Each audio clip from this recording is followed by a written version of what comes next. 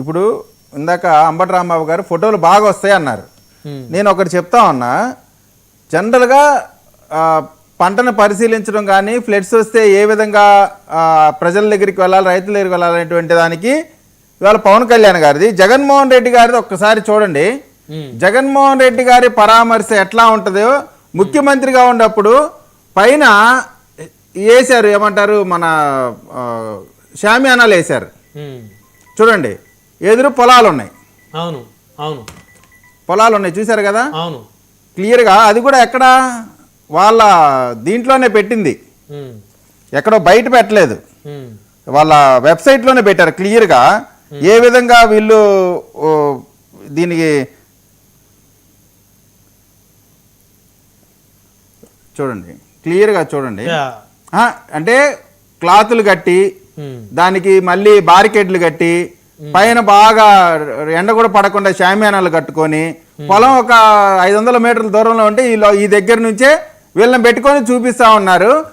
ఇది కరెక్ట్ కాదంటే పవన్ కళ్యాణ్ గారు పొలంలోకి వెళ్ళి మట్టిలో కాలు పెట్టి రైతుల యొక్క సమస్యలు తెలుసుకుంటే అది మాత్రం ఫోటో బాగా వస్తుందంట.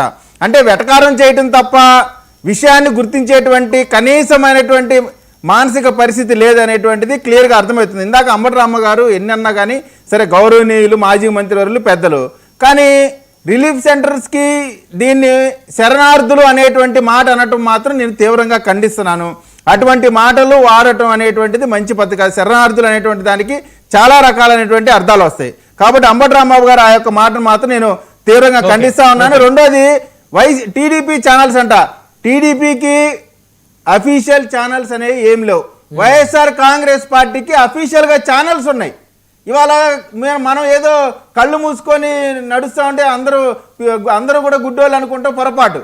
మీరు వైఎస్ఆర్ కాంగ్రెస్ పార్టీ పుట్టుకే సొంతంగా ఒక రాజకీయంగా ఎదగటం కోసం ఒక ఇది పెట్టుకున్నట్టు సాక్షి ఛానల్, సాక్షి టీవీ పెట్టుకొని చేస్తూ మీరేదో సచివుల్లాగా చెప్తా ఉన్నారు. అది తీవ్రంగా ఖండించాల్సి వస్తుంది. టోటల్గా ఈ ప్రభుత్వం ప్రజల దగ్గరికి వెళ్ళి ఎక్కడా బారికెట్లు లేవు, పోలీసుల ఈ నిర్బంధాలు లేవు, క్లియర్ కట్గా అందరికీ దగ్గరికి వెళ్ళి చేస్తా ఉన్నారు.